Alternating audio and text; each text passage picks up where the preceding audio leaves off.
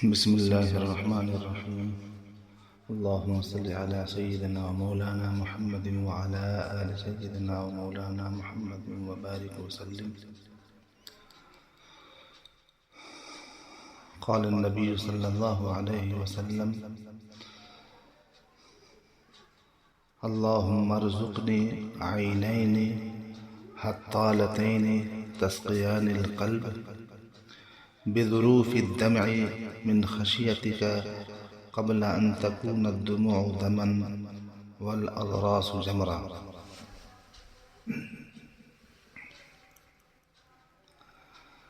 سرکار دو عالم صلی اللہ علیہ وسلم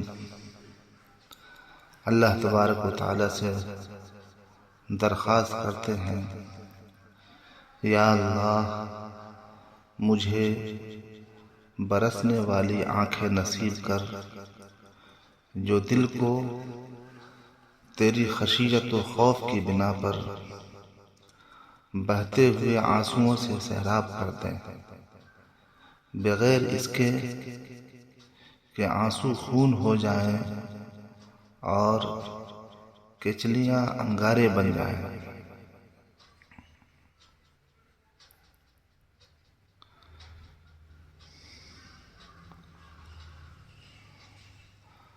آج کی گفتگو کا موضوع ہے: جہاں آنسو ہوتے ہیں وہاں اللہ کی رحمت ہوتی ہے۔ جس طرح بچہ اپنے ماں باپ کے سامنے اپنے مقصد کو پورا کروانے کے لیے خوشامدیں کرتا ہے اور ضد کی جب اس کی انتہا ہو جاتی ہے تو اس کے آنسو رواں ہو جاتے ہیں، اس کی آنکھوں سے آنسو بہنے لگتے ہیں۔ پھر نہ چاہنے والے ماں باپ بھی رحم کھا کر اس بچے کو ضرور وہ چیز دے دیتے ہیں جو وہ چاہتا ہے۔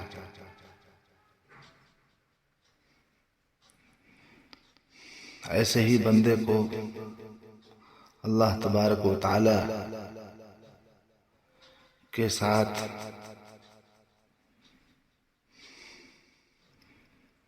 اپنا رویہ اپنانا چاہیے۔ اللہ تبارک و تعالی کے سامنے جب بندہ روئے گا، گڑ گڑائے گا، تو اللہ تبارک و تعالی کی رحمت کا دروازہ کھلے گا۔ حضرت مولانا رومی رحمۃ اللہ علیہ نے فرمایا کہ جب اللہ تبارک و تعالی کا فضل و کرم کسی بندے کی طرف متوجہ ہونے والا ہوتا ہے تو اس کو آہوزاری میں مشغول کر دیتے ہیں۔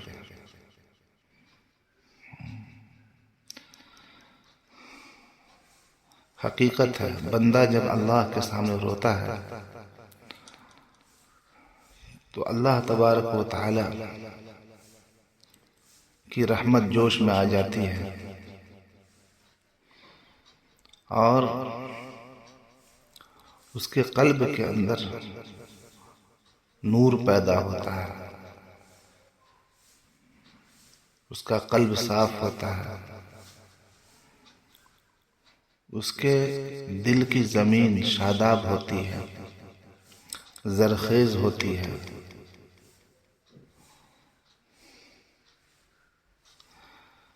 اس لیے جب اللہ کو راضی کرنا ہو، اللہ کو منانا ہو، اللہ سے کچھ لینا ہو، اللہ تبارک و تعالی سے اپنی مراد پوری کروانی ہو، کوئی آرزو پوری کروانی ہو تو اللہ تبارک و تعالیٰ کو سب سے پہلے راضی کریں، گناہوں سے توبہ کریں، اور پھر آہوزاری کے ساتھ مانگنا شروع کریں۔ انشاءاللہ اللہ تبارک و تعالیٰ ضرور آپ کی دعا کو قبول فرمائیں گے، آپ کے درد کو سنیں گے۔ امن یجیب المضطر اذا دعاہ ویکشف السوء، اللہ تعالیٰ نے خود فرمایا ہے کہ وہ کون ہستی ہے جو بے قرار اور پریشان حال بے چین شخص کی دعا کو قبول کرتا ہے، اس کی پریشانی کو دور کرتا ہے، اس کے مسئلے کو حل کرتا ہے۔ اللہ کے علاوہ کوئی نہیں ہے۔ رب المشرق والمغرب لا الہ الا هو فاتخذه وکیلا، اللہ تبارک و تعالی مشرق و مغرب کا رب ہے۔ رب اس کو کہتے ہیں جو ہر ضرورت کو پوری کرنے والا۔ اللہ تبارک و تعالی کے علاوہ کوئی بھی، یہاں تک کہ بادشاہ کیوں نہ ہو، آپ کی ہر ضرورت کو پوری نہیں کرے گا۔ لہٰذا جب تمہارا اللہ ایسا ہے کہ تمہاری ہر ضرورت کو، 24 گھنٹے کی ضرورتوں کو، تا حیات کی ضرورتوں کو پوری کر سکتا ہے اور پوری کرتا ہے، تو پھر اسی اللہ تبارک و تعالیٰ کو اپنا سرپرست بناؤ، اپنا ذمہ دار بناؤ، اسی کے سامنے اپنے آنسو بہاؤ۔ اور یاد رکھو جب اللہ کے سامنے آنسو بہاؤ گے تو اللہ کا قرب بھی حاصل ہوگا اور صحت میں بھی اضافہ ہوگا۔ مراد تو پوری ہوگی ہی، آنکھیں بھی روشن ہوں گی، دل بھی روشن ہوگا، جسم کے تمام اعضاء صحت یاب ہوں گے، حیات تازہ عطا ہو جائے گی، آپ کی صحت میں روز بروز اضافہ ہوتا چلا جائے گا۔ اس کے برخلاف اگر آپ بندوں کے سامنے روتے ہیں، مخلوق کے سامنے اپنی فریاد کو پیش کرتے ہیں، تو آپ کو سوائے نقصان کا اور کچھ نہیں ہوگا۔ مایوسی بھی ہاتھ آئے گی، نا امیدی بھی ہاتھ آئے گی، اور ٹینشن بھی بڑھے گی، فکریں بڑھیں گی۔ نتیجہ یہ ہوگا کہ جب بندے کے سامنے آپ اپنے آنسو بہائیں گے تو آپ کے جسم کا خون جلے گا، آپ کی صحت خراب ہوگی، اور جب تک مخلوق میں اٹکے رہیں گے یہی معاملہ رہے گا، پریشانی پر پریشانی آتی جائے گی اور آپ کی صحت خراب ہوتی جائے گی۔ اس لیے اس دربار کو کھٹکھٹاؤ جس کے خزانے میں کوئی کمی نہیں ہے۔ وَإِن مِّن شَيْءٍ إِلَّا عِندَنَا خَزَائِنُهُ، اللہ تبارک و تعالیٰ کے یہاں ہر چیز کا خزانہ ہے، چاہے مال کا ہو، دولت کا ہو، صحت کا ہو، طاقت کا ہو، روزی کا ہو، علم کا ہو، محبت کا ہو، عزت کا ہو، ساری دولتوں کا خزانہ اللہ کے پاس ہے۔ سونا، چاندی، ہیرا، موتی، سب کے خزانے آپ کی آنکھوں کے سامنے، سب اللہ کے پاس ہے، سب کا مالک اللہ تعالیٰ، اسی نے ان خزانوں کو پیدا کیا۔ وَعِندَهُ مَفَاتِحُ الْغَيْبِ، اور سارے خزانوں کی چابیاں بھی اسی کے پاس ہیں۔ لہذا مالک کو راضی کر لو اور اپنے لیے رحمت کا تالا کھلوا لو، رحمت کا دروازہ کھلوا لو۔ خلاصہ کلام یہ ہے کہ جہاں آنسو وہاں اللہ کی رحمت ہوتی ہے۔ مقصد پورا کرنا ہو، مقصد کو حل کرنا ہو تو اللہ کے سامنے آہوزاری کرنے کی عادت ڈالیں۔ ایک بزرگ تھے جو بہت مقروض تھے، مہمان نوازی کرتے کرتے ان کے اوپر قرضوں کا بڑا بوجھ آ گیا تھا۔ جب قرض خواہوں کا مطالبہ زیادہ ہونے لگا تو ایک دن تمام قرض خواہوں کو بلایا کہ فلاں دن آ جانا، قرض ادا کر دوں گا، سب کے قرض ادا کر دوں گا۔ تو سب جمع ہو گئے، اب سب انتظار کرتے رہے، مگر ان بزرگ کے پاس کچھ تھا ہی نہیں، کیا دیتے؟ لوگوں سے کہہ دیا کہ بیٹھ جاؤ، اللہ دے گا تو دوں گا، اللہ دے گا تو دے دوں گا۔ لوگ تو ٹھان کر آئے تھے کہ آج تو لے کر ہی جانا ہے، اس سے پہلے ٹلنا نہیں، لہذا سب انتظار میں بیٹھ گئے۔ کچھ دیر بعد ایک بچہ مٹھائی بیچتا ہوا وہاں سے گزرا، تو ان بزرگوں نے اپنے خادم سے کہا، دیکھو کیا آواز ہے۔ خادم نے بتایا کہ ایک لڑکا مٹھائی حلوہ بیچ رہا ہے اور آواز لگاتا جا رہا ہے۔ ان بزرگوں نے کہا کہ بھائی اس کو بلاؤ اور ان مہمانوں کو حلوہ لے کر کھلاؤ۔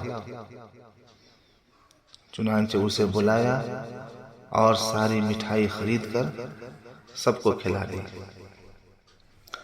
جب سب لوگ کھا چکے تو اس بچے نے مٹھائی کی رقم مانگی۔ وہ بزرگ کہنے لگے کہ اگر پیسے ہوتے تو یہ سب کیوں بیٹھے ہوتے، تو بھی ان کے ساتھ بیٹھ جا، جب اللہ دیں گے تو دے دوں گا۔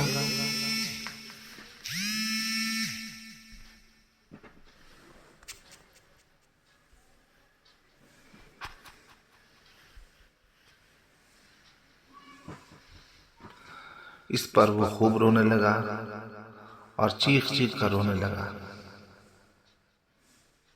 پوچھا کہ کیوں روتا ہے؟ کہا کہ میری ماں مارے گی، میری ماں مارے گی، اگر میں اس مٹھائی کی رقم نہ لے جاؤں تو میری ماں مارے گی۔ اسی درمیان میں کچھ دیر بعد اللہ نے رقم کا انتظام فرما دیا۔ ایک صاحب نے ان بزرگ کے دروازے پر دستک دی اور ایک تھیلی میں اشرفیاں لا کر حضرت کی خدمت میں پیش کر دی۔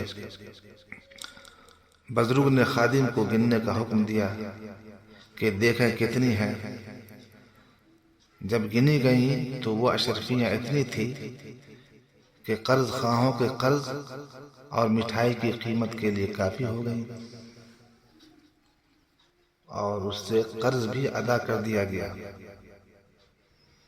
اور حیرت کی بات یہ ہے کہ جتنے بھی قرض خواہ تھے ہر ایک کی تھیلی میں ان کا نام بھی لکھا ہوا تھا اور رقم بھی لکھی ہوئی تھی کہ فلانا کی اتنی رقم ہے، فلانا کی اتنی رقم ہے، نام کے ساتھ تھیلی آئی تھی۔ غرض اس مٹھائی والے بچے کو اس کی قیمت بھی دے دی گئی، سب چلے گئے۔ اس کے بعد یہ بزرگ اللہ تعالیٰ سے کہنے لگے کہ اے اللہ، تو نے انتظام تو کر دیا مگر رسوا کر کے دیا، جلدی نہیں دیا، اس کی کیا حکمت ہے؟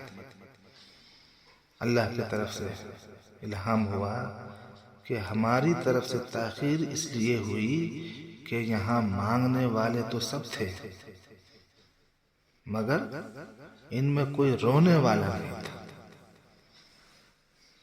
جب ایک بچہ رونے والا آ گیا تو میں نے دے دیا۔ معلوم ہوا کہ اللہ کے دربار میں آنسوؤں کی بہت قیمت ہے۔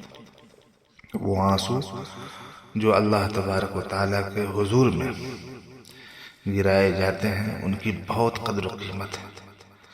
اس لیے اللہ تبارک و تعالیٰ کے سامنے آہوزاری کے ساتھ دعا مانگنے کی عادت ڈالیں، اور اسی طریقے سے تلاوت کے وقت بھی آہوزاری کے ساتھ تلاوت کریں، دیگر اعمال میں بھی اس کا خیال رکھیں۔ اللہ تبارک و تعالی ہم سب کو عمل کی توفیق عطا فرمائے، آمین یا رب العالمین۔